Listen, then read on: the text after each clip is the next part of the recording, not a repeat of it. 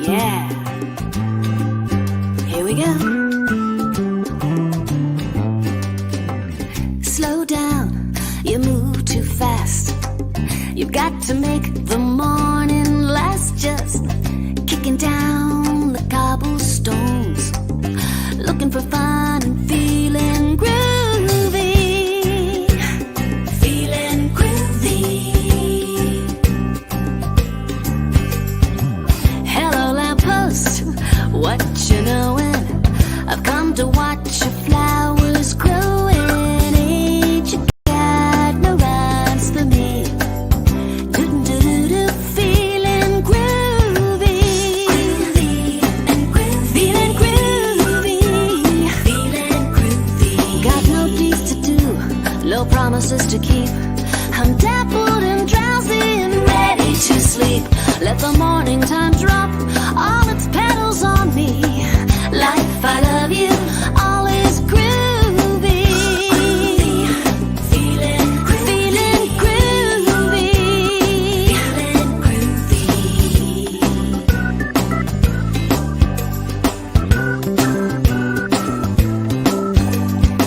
Hello, lamppost, what you knowin'? I've come to watch your flowers growing. Ain't you got no rhymes for me? Feeling groovy. I've got no promises to keep. I'm dappled and drowsy and ready to sleep. Let the morning time drop all its petals on me. Life, I love you, all is groovy. Feeling groovy. Feeling groovy. Slow down, you move too fast. You've got to make the morning last. Feeling groovy. Feeling groovy. Feeling groovy. Feeling groovy. Feeling groovy. Feeling groovy. Feeling groovy. Feeling groovy. Hey. Feeling groovy.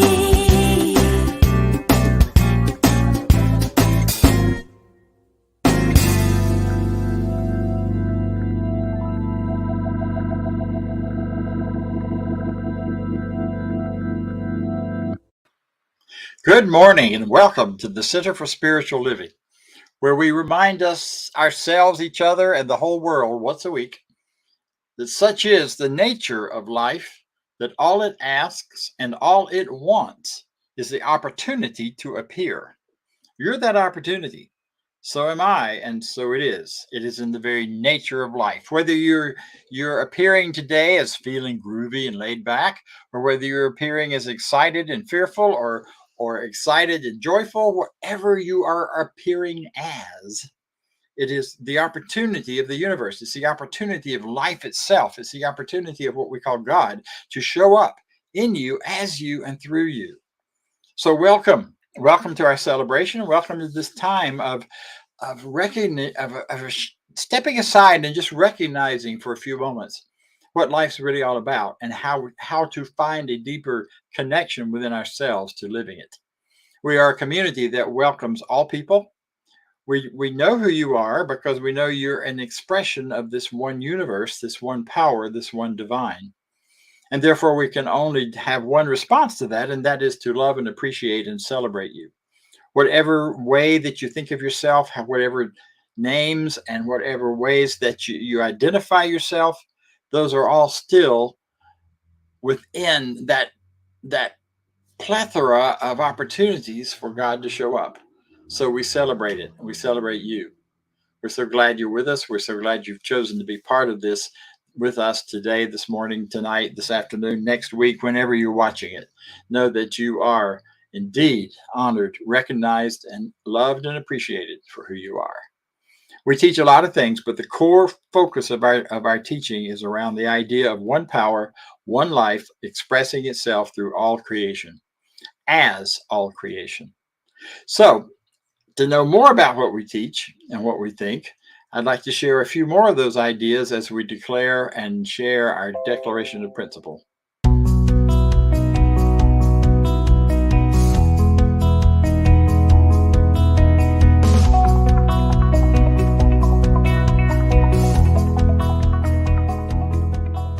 I believe in one God, one absolute power and first cause to all things. I believe that this power is perfect love and creates out of a desire to express love. I believe all thought is creative, and how I choose to think creates my personal experience. I believe in the unity of all life and the immortality of the individual soul, forever unfolding. I believe in the eternal goodness, the eternal goodness of God, the eternal loving kindness, and the eternal givingness of God to all. And so it is. And so it is. And so it is.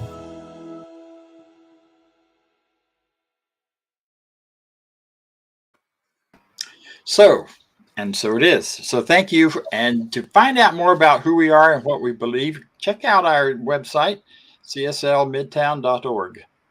Also, now we're going to have a sharing and a spiritual mind treatment or affirmative prayer by one of our lead practitioners. A practitioner is someone who knows this teaching, who uses it for themselves and for others. So take it away, Doug. Thank you, Dr. Bob Deen.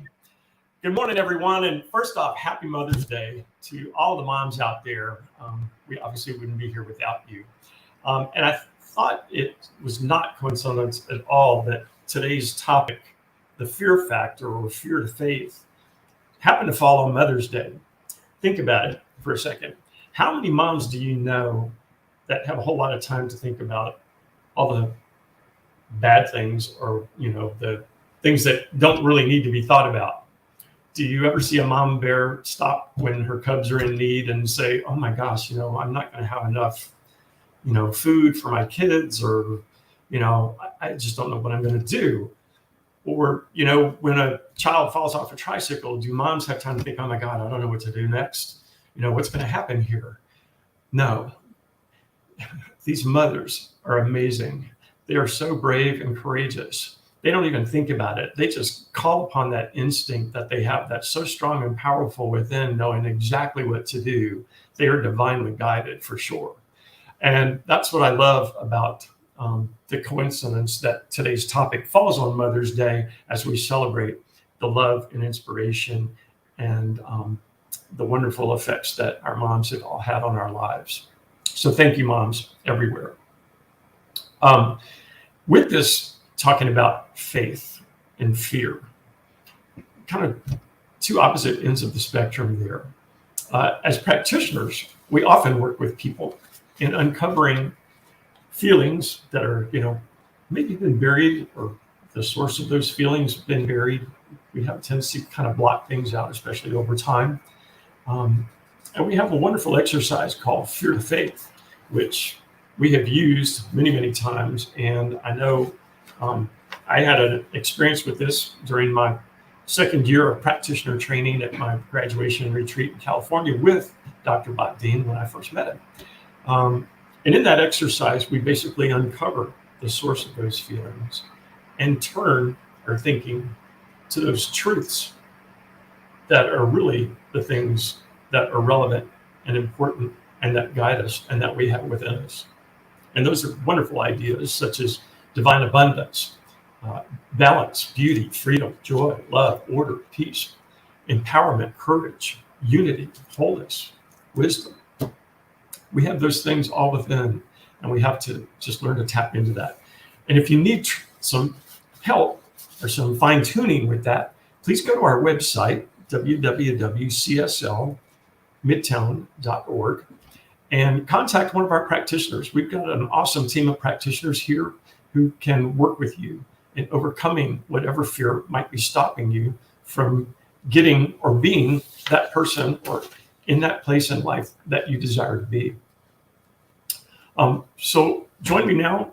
I'm going to do a spiritual mind treatment, which is an affirmative prayer. Accept what resonates with you, and if something doesn't, just let it go.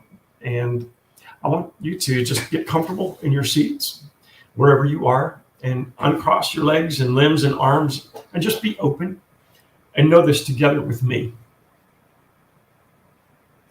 There's one infinite power, one divine source of wisdom, one light, one love, that cosmic something that is present right here and now and always.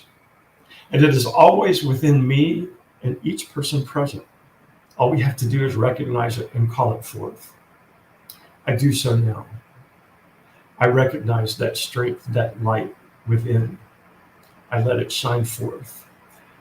And when I and each do that, we become one with all the power and wisdom of the infinite creator. That infinite creative process is our truth. And it is good.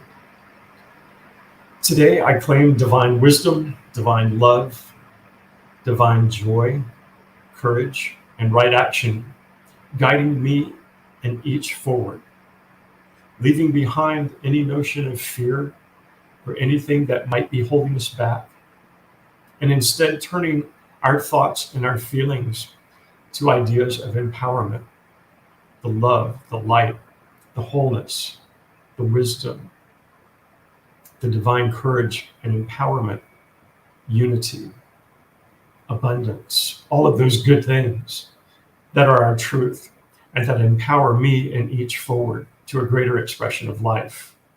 I'm so grateful for this wonderful teaching and for knowing that this powerful spirit is always within me and within each.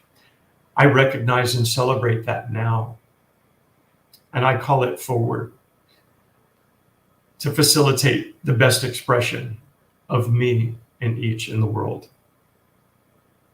Knowing this, I release my word into the universal law.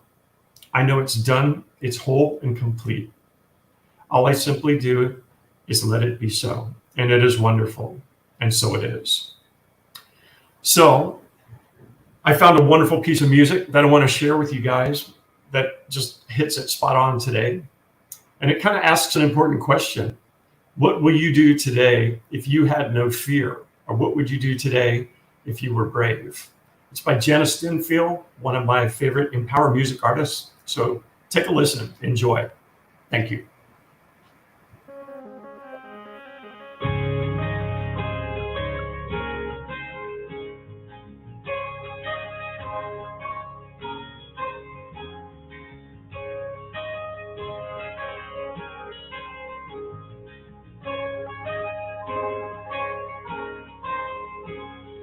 What would I do if I knew that I could not fail? If I believed with the wind always fill up my sail? How far would I go? What could I achieve? Trusting the hero in me. If I were brave, I'd walk the razor's edge, where true believers dare to tread and never lose faith, even when losing my way. What step would I take today if I were brave?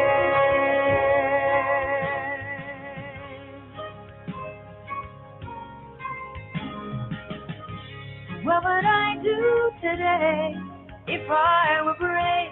What would I do today if I were brave? What would I do today if I were brave? What would I do today if I were brave?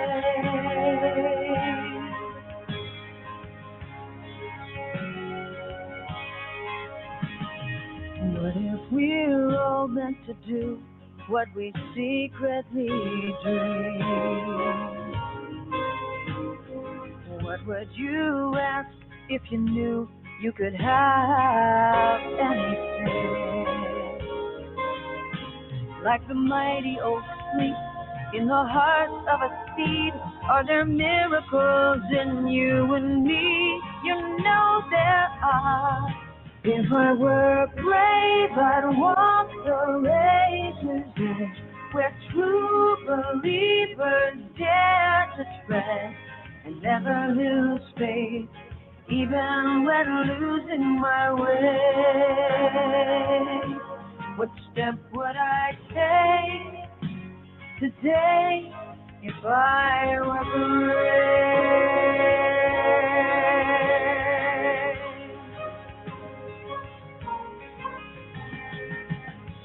What would I do today if I were brave? What would I do today if I were brave?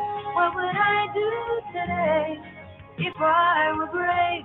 What would I do today if I were brave? If I refuse to listen to the voice of fear, with the voice of courage whisper in my ear.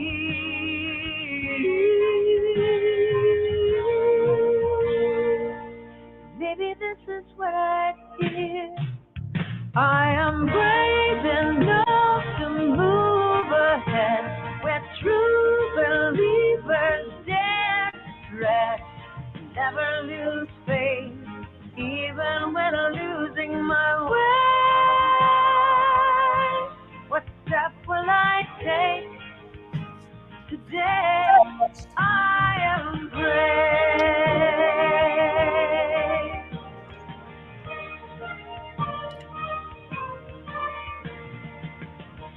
What will I do today? I am brave. What will I do today? I am brave. What will I do today? I am brave. What will I do today? I am brave. What will I do today? I am brave. What will I do today? I am brave. What will I do today? I am brave. What will I do today? I am brave.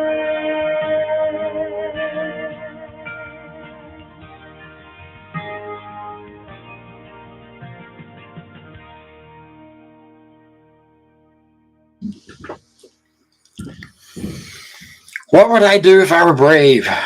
What would I do if I embraced the fear that wanders through all of us at one time or another and kept going anyway? That's what we're talking about today. We're talking about the fear factor and how it plays into all of our lives, and how by knowing the truth about ourselves and knowing the truth about how life works, knowing where we are in the universe and where we are in time and space, how that can sort us and support us and help us through those moments when fear may absolutely stop us and put us into a debilitating state of non-function. Several years ago, I was with a group down in Peru. We went to explore in the Andes and to explore parts of Machu Picchu and other areas where we were doing a process of initiation into a spiritual and energetic priesthood with a group of people who are descendants of the great Inca and are Inca. They're not just descendants; that's who they are, and that's what they still practice. So it was quite thrilling and quite exciting to be down there doing that. One of our events was we went up to Machu Picchu. And if you've ever seen the picture, you've seen the Huayna Picchu, which is behind Machu Picchu. It's that big, tall mountain. And if you're looking down, most of the pictures show looking down into the little, I would call it the valley, but it's not a valley. It's just a flat place on top of the mountain where the village of Machu Picchu is. And then there's Huayna Picchu up above on the other side. So that morning we got it bright and early. We got up there as soon as they opened and up and over and got our permit and went up to climb Huayna Picchu. Well, we went up one side and there were a group of us. We had learned some techniques for climbing and for walking and for dealing with the energies of and fatigues of all of that. And what I didn't tell you though is I was terrified of heights, but I had seen pictures So it was a nice curvy mountain trail, switchbacks going all the way up the mountain. So I knew that I would always be solidly on the ground, and I could look at the mountain and look at the trees and didn't have to look at the side to see what was really over there. And I knew it would all be wonderful and I would be just fine. And so I went. And as we got higher and higher, it got to be more and more a little nerve-wracking. And as we reached an area near the top, one of the practices was a spiritual practice. We walked through, crawled through a cave. The trail led right to the mouth of this little cave, and we went through it and came out on the other side. And when we came out on the other side, we were on the pinnacle at the peak of Huayna Picchu. Beautiful view, 360 degrees, great pictures, all of that. And I sat up there for a while, just enjoying the height, meditating, feeling the cool air at that altitude. And then it came time to come back down. Well, unknown to me, we weren't coming back down the same way we went up, because there was yet another trail that came back around and down the other side of the mountain. And as we walked a few feet to where we started down that trail, the first 100 feet or so of the trail were narrow stairway carved out of the cliff with steps that are about 4 or 5 inches deep. And it was maybe a foot and a half wide. And there was nothing to hold on to, no guardrail, just the wall of the mountain and empty space, looking down hundreds of feet into the valley. Beautiful view if you love that sort of thing and you're not terrified of heights. I took one look at it and went, oh my God, I'm going to die, because I'm going to faint halfway down this thing. And when I faint, I'll fall over the side. Well, you obviously know I didn't since I'm here, but I cannot describe to you the blinding fear that took me over. I could hardly move. I was just sort of frozen in place. And one of the other hikers stepped up to me, because the part of what I was looking at was how narrow those steps were. I got size 12s. They don't fit on those steps, which meant I would be having to walk on my heels all the way down this long stairway. But one person came up to me and said, there are two things you can do to get yourself through this. One of them is recognize that there's a magnetic energy, that there is a gravity that's trying to hold you onto this mountain as tightly as you want to be held onto it, and you'd like to hold on to it. And the second thing is there are some simple body mechanics that you can do slightly differently than you probably would normally go down a stairway that would make this easy. The body mechanics were simply, rather than leaning forward at all, going down the steps, you lean backwards, you take the steps with your knees, not with your hips or the rest of your body, and you just kind of walk down using strictly the energy and power of your legs to get down it, and lean slightly back. So if you lose your balance, you fall backwards onto the steps and you'll be just fine. Well, I took the first step and I took the second step and I took the third step, and about a third of the way down, I lost my balance. The most terrifying idea that I could have had. And I fell backwards onto the steps. Fortunately, the person behind me had stayed back far enough, because they had a space out, that I didn't fall on anybody or knock anybody off the mountain. And I continued on down. And by the end of that trip, by the end of that stairway, I could look out at the view while I was also watching where my feet were going. And by the end of that trip, down that mountain, my fear, my lifelong terror of heights was gone. I never did Ferris wheels or roller coasters or any of those things as a kid because I was so afraid of heights. Anything higher than a chair, and I wasn't too comfortable on that, was really hard. But you know what? The universe isn't built on fear. The universe is built on what's possible, on the energy of life and the life coming forward and unfolding in us. And that fear coming down that mountain and the intensity of it was the doorway that opened me up into the adventures of life that were to come after, the many wonderful times and places I've been and things I've done and heights and lows and all of it together. See, that's the role that fear plays for us. Fear is not the ultimate reality of anything. Fear is simply the opportunity for life to point us toward that which we are holding back from. It's an emotion. It's a physiological response. Believe me, starting at the top of that mountain, looking down, my body was reacting all by itself. My mind saw terror. My mind predicted death. My body went into shutdown. We're not going down these steps. It's called the fight, flight, freeze. Freeze has been my operation of choice most of my life. So I went into freeze. But it was the fear that allowed me to really face a deep, deep false belief. A false belief that I live in a dangerous universe, a universe that will not help me or take care of me or support me, a universe where life is precarious and where things are dangerous all around us. I had believed that everything in my life, everywhere I was a dangerous thing. The world is a dangerous place. Look out. Well, the world may be, but the universe is not. The world is a cumulative effect of experiences of human beings, but the universe is that amazing energy that is driving, and creating everything that is. So rather than an experience of falling off a mountain, I created an experience of conquering that mountain and feeling so joyous and happy, and I still feel it talking about it. It was wonderful. It brings tears always. See, what fear does is invites us to pay attention. If you find yourself fearful about something, know that that is something calling to you, saying you're going to territory you've never been in before. Usually, especially our sort of low running anxiety that we have, that's what it's often about.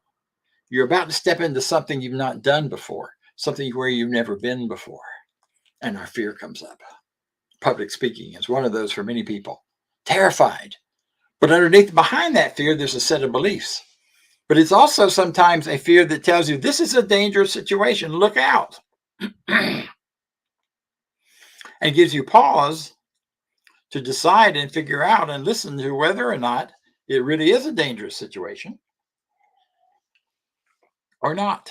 Now, I'm not suggesting you stop and think about that when you're standing in front of a truck that's bearing down on you on a busy highway and try to decide, now, is this real fear or not? No, your body will take over and take you out of that space of fear while you have time to process, or when you will have time to process. But I am suggesting that any of these terrifically fearful things that you find for yourself are simply invitations to grow, invitations to greater freedom, invitations to greater loving, to greater beingness, to greater goodness. See, we need to look deeper. What's underneath it? And I use the example of public speaking simply because, I'm really clear what my fear was about that mountain. I was afraid of dying, afraid of not being, afraid of splattering all over the valley.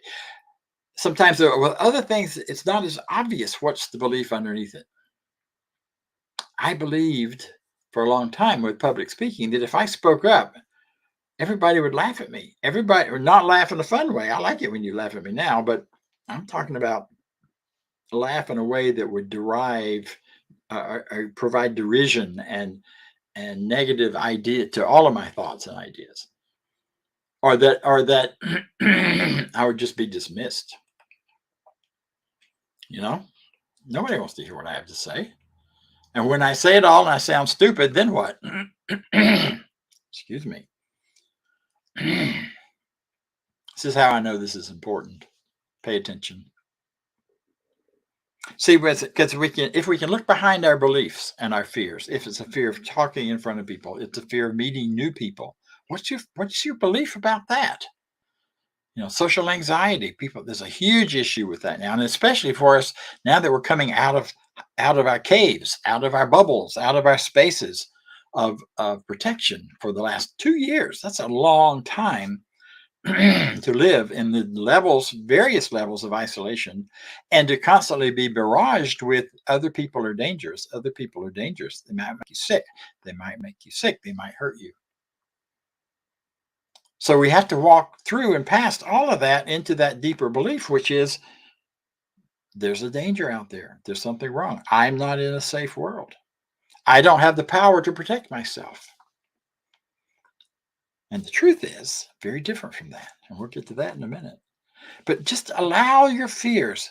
Write them down. Think about what is the belief underneath and behind it. See, we talked last week that emotion is not the generator, but belief, and that which we believe in is the generator. And our emotions that come out of a place where we don't even have words often are still coming out of a place based on those beliefs and those basic faith ideas that we have within ourselves. So emotions, where you can look behind the words, can guide you to a deeper sense of what your beliefs are and what you believe in and what you don't believe in. See, one of the important things about fear is that it begets fear. You know that. You get a little bit afraid about something and it gets bigger and bigger. I used to walk home from the movies. I lived 3 blocks away in a little town where everybody knew everybody, nobody locked their doors, all of that. But I could watch a scary movie, walk the 3 blocks in the dark to my house with one street light along that path, that whole walk. And there could be scary shadows when I started out. But by the time I got home, it would be monsters and who knows what behind every bush and every tree. Ran fast that last half of the distance usually. So I got home. When I got home, there was a sense of safety. Even though nobody ever locked the door, it was just a screen door. Remember as a kid when you get in bed and pull the cover up over your head as if that was protecting you from whatever was out there? It's a piece of cloth. Sorry, if there are any kids listening, don't let them hear this part. It's a piece of cloth. It has no power whatsoever. The power of protection is in your own consciousness of being protected. We run home. We look for that home, that place that's home within us, and that place that's home out there. That's where the whole thing Doug was talking about with mothers and Mother's Day falls into this. Mothers provide that sense of home. It's where we came from. It's where we started out. And our mothers provide this safety, this sense of, the boogeyman can't get me if I'm in mama's lap. Now, I know there are lots of experiences other than that. And you may be right here ready to tell me that I just don't know your mother, right? Goodness knows how many hours of psychology do we pay for and counseling and therapy dealing with our mothers. What we're really dealing with is not that person, that woman. What we're really dealing with is our beliefs about that person and all of the pain and hurt we may be feeling around our disappointments.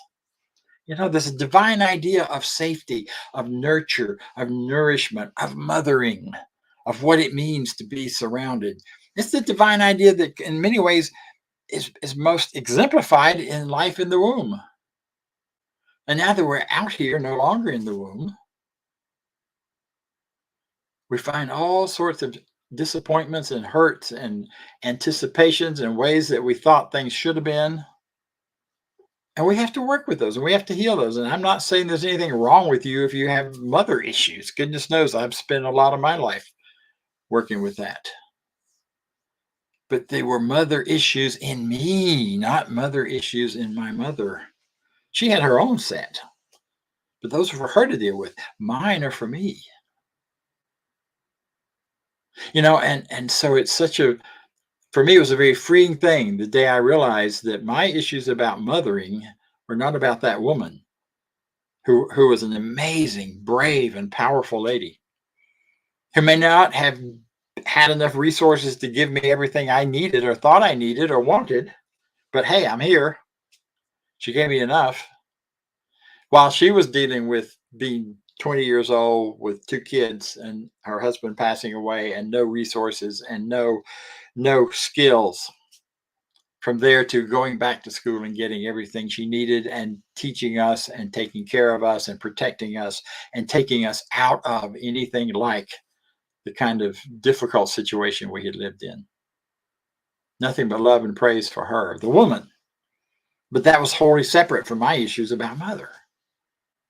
Can I really trust the safety and the support and the love of the infinite, of the God within me, showing up to bring me comfort and safety, to stand with me and walk with me down those dark roads where it looks like there are boogeymen everywhere and there's only God and truth within me. This wonderful teaching of ours, The Science of Mind, is a teaching which says that we are on the path to empower ourselves to look at any discordant fact straight on, fully recognizing it, fully realizing what's there, fully feeling the feelings that go with it in any situation. And when we do that, knowing something better, looking at it honestly and long enough and hard enough to know better. I had to look at those steps long enough to know that I could get down that alive. Everybody else had. And we love that idea that if one person can do something, then it's available within everyone to do that. Doesn't necessarily mean you want to do everything everyone else does, but you have the power within you. So we look at any discordant fact clearly and directly until we know better.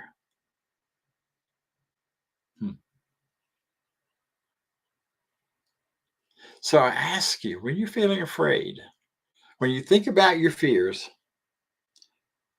what pops up? What are you afraid of? What is that fear pointing you to? What is that fear saying? Hey, here, pay attention to me. You know, it's built into us. It is part of the natural order of things. It's a natural order of things that you and I are not lone individual beings. We were born into the water, out of the water. And here we are, these physical water bags, walking through life, carrying that water with us. And through the water in our lives and the water in our mother's wombs, we are connected physically with human beings back as far as time goes. And evolutionally, we have the evolution of millions of years within every cell of our being. We are not alone. You are never alone. You have all of that history and all of that alive and well within you. And so when we step through our fear and we look at our fear, it is directing us towards something greater. Dr. Ernest Holmes says this: from time immemorial, it has been almost instinctive for men and women, I would add, when confronted with fear, to turn to what has been considered a power greater than ourselves. You do it. Think about it. Something startles you. You suddenly find yourself in fear. You find yourself in a sense of danger. What do? First thing out of your mouth, oh God. Nobody says, oh, Facebook, or oh, internet, or oh, my goodness, or oh, dad, or oh, mom. Now, sometimes you may say those, but if you're little and you're young, but not as adults, usually we say, oh God, OMG, oh my God. And it's usually instant, spontaneous, without thought. It just pops out of your mouth. That's because it's built into you to look for a power greater than you to solve the issue, because there's something in you that knows that this fearful thing is not the truth of you, not the truth of anyone else, that there's something in you that's more powerful, and you call out to it. Whether you believe in God or not, whether you're religious or not, that doesn't really matter. It's what is that thing within you that you believe has greater power than what you have at any given moment. And we reach for it. We reach for it and we embrace it. You know, we live in a world right now of competing cosmologies. And by that, I mean a world where there's so many different ideas about what this infinite really is and how it works and how it's engaged with us and how we're engaged with it, whether it's an it or him or her or they or whatever labels we want to put on the God that we think of or the power that we think of as ultimate. You know, one of the cosmologies is that there are two powers. There's God and the devil fighting for your soul.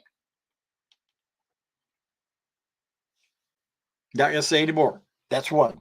That's one cosmology. There's another cosmology that says there's no power beyond us. We are just animals with some spiritual awareness, and when we die, we just like every animal you may see on the street or get hit by a car, we're done. I'm not sure what those people shout during sex, but you know, the people who believe that. And then there's a belief like this teaching, what this teaching is built on, and which is a radical shift in some ways from the culture it grew out of, this Western culture in America. And that is a belief in one power. And yet, if you look carefully at religious literature, spiritual literature, philosophies, going back as far as we have written philosophies in all the cultures of the world, there is a breath, a hint, a strong thread of oneness, one power, not two, not none, but one infinite ultimate power running through everything. And that one power is infinite. That means that's all it is. There's nothing else except that. That's the whole story. Yeah. One power.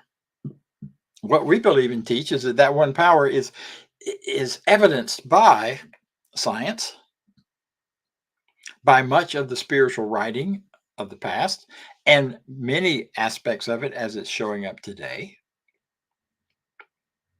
You know, beginning with the whole thing about birthing, and the fact that at a birth, you just separate from the mom and you bring the water with you that you learned and that you developed in when you were in the womb, and you carry it with you. And if you're female, you pass it on. And if you're male, you support the passing it on.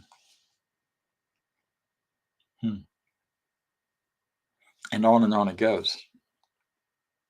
So see, we are all connected in this one energy, this one power. There are not separate places and separate powers. There's just this one. And this oneness is when you can have a sense of it, when you can feel the presence of something more than you. You know what I'm talking about. When you get quiet and you meditate and you allow the energy of you to suddenly feel it expanding past your skin, not being real sure where your skin stops and starts and where you become a larger being. You start to tap into that awareness of you as the larger being, the greater being. That oneness is what allows us to move through our fears, and that power to activate our thinking and our thoughts. When I was simply a psychologist working in, or not a psychologist, but a psychotherapist working with families and working with individuals, I taught something called that when facing the fear factor, what you do is you name it, you claim it, and you dump it. Well, I don't believe that anymore. When I added the spiritual dimension that has come with this oneness teaching, this science of mind and spirit, it's name it, claim it, and replace it.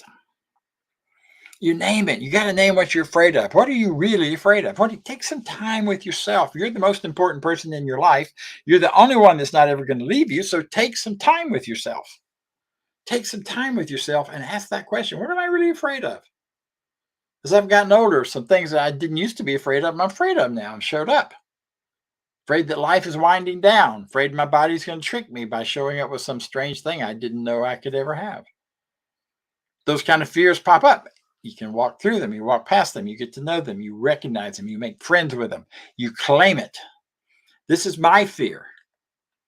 Just like I said, my mother issues are my issues. They're not her issues. They're my issues. She may have had some behaviors that helped them be there, but the truth is they're my issues. I'm claiming my fears around support and nurture. I'm claiming my fears around deep trust in life and in myself.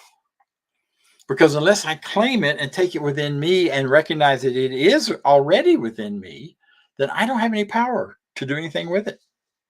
That's why that whole naming thing in the Old Testament is so important. We name it, we can have power with it and over it, and we bring it to us. We name it, we claim it, and then we replace it. Not by continuing to see it as all there is, but by stepping above, outside of that perspective, into a place where we see that there's more energy here going on. And it may come as like it did for me at the top of those steps, with someone just whispering in my ear, here's how you do this. Or it comes when you recognize that there's more to you than all of your fears. There's more to you than all that you've experienced up until now. There's more to you than you have yet to know, and will continue to know more and more and more. The best is yet to come, kind of an idea. That's where the fear to faith that Doug talked about is a process that we do, where you take a real look at this, and then you think about, what is the God idea behind this? What is the ultimate idea, the truth idea that is the antidote to this belief I'm having as a result of my fearful experience? And you take that antidote and you think about it and you work with it and you affirm it and you reaffirm it and you build that faith. Fear is the antithesis of faith. Like faith, fear may be conscious or subjective, but it can only be eliminated. It must be removed, both consciously and subjectively. Ernest Holmes.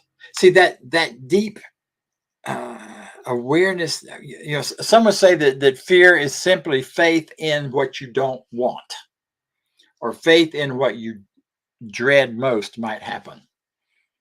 And simply replacing, not by replacing that energy of trust, but turning that energy of trust, which we call fear, toward that energy of fear, toward a faith in that which we desire to see happen, that which we desire to have and to be and to be part of, our deep connection to life that never, ever can be broken.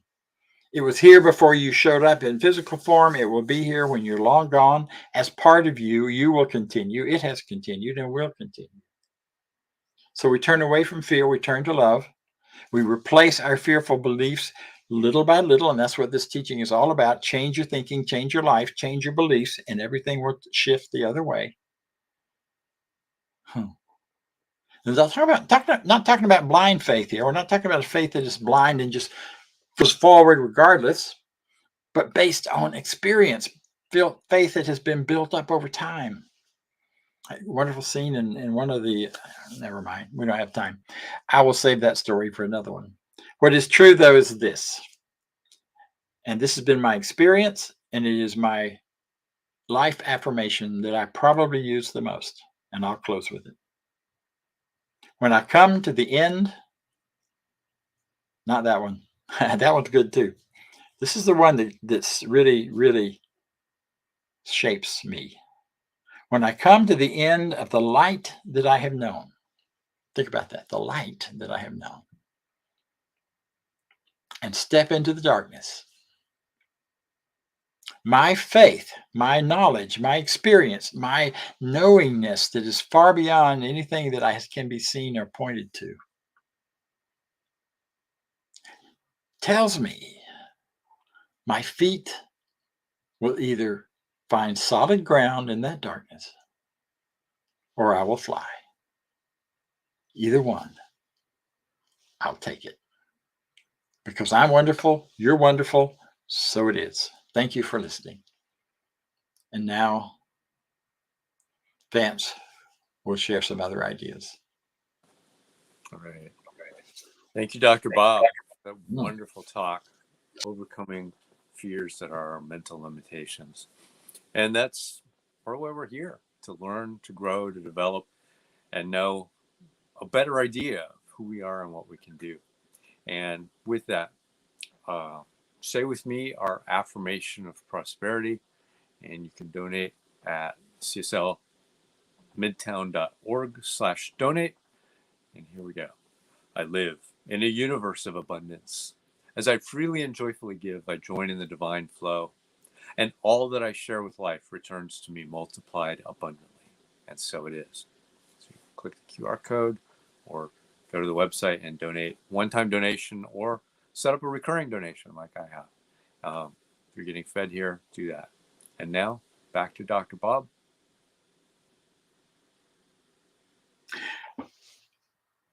It's good to be back. It's good to see you again. Let me just say in closing, as we're starting to wrap up here, that there are some wonderful things happening.